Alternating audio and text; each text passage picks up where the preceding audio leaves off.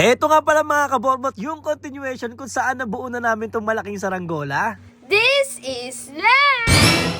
Eto na nga pala mga kaborbot, yung continuation kung saan binubuo na natin tong ating custom made na malaking saranggola. Kita nyo naman mga kaborbot, ang laki talaga ng saranggolang to at kailangan pang tumungtong ako para na maabot tong buntot. After ko nga masukatan tong buntot mga kaborbot, andito na kami sa bukid para lang assemblein tong ating saranggola. So nagpasama na nga pala ako dyan mga kaborbot kay Kuya Rafi. At ang taga-video nga pala natin dyan mga kaborbot si MJ. So nagpasama na nga pala tayo mga kaborbot sa kanila para lang mabilis natin to ma-assemble. Hindi rin kasi kagandahan mga kaborbot yung panahon ngayon, baka kasi bigla na lang bumuhos yung ulan at hindi na natin to ma-assemble. At ang kulang na nga lang pala dito mga kaborbot ay yung ating parisukat. So sa mga nagtatanong nga pala dyan mga kaborbot, ang may-ari nga pala nito ay walang iba kundi si Sir Lance. So sa mga napapaisip o napapatanong kung ano ba yung word na nakalagay dyan, ang nakalagay po dyan ay Tuburan 360. So sa pagkakaalam ko mga kaborbot, yung Tuburan 360 ay lugar po yan sa may Cebu. O hindi lang ako familiar mga kaborbot kung saan ba talaga. Pero nung sinearch ko nga sa Google mga kaborbot ay isa tong lugar sa may Cebu. Isa nga pala ang masasabi ko mga kaborbot, may kalakihan talaga tong saranggola na to. At kung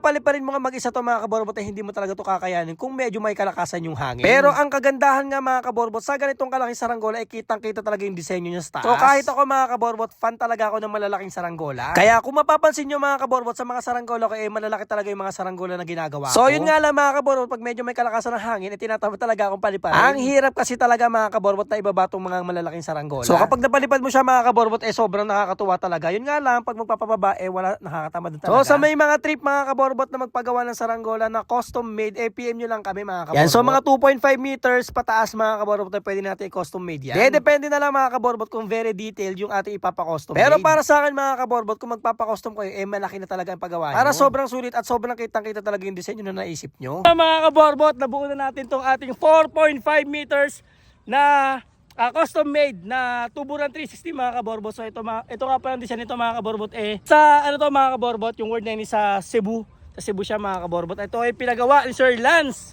Yan. So wala pa itong parisukat mga kaborbot. Bali saranggola pa lang ang nabubuo natin dito. Grabe, napakalaki niya mga kaborbot oh.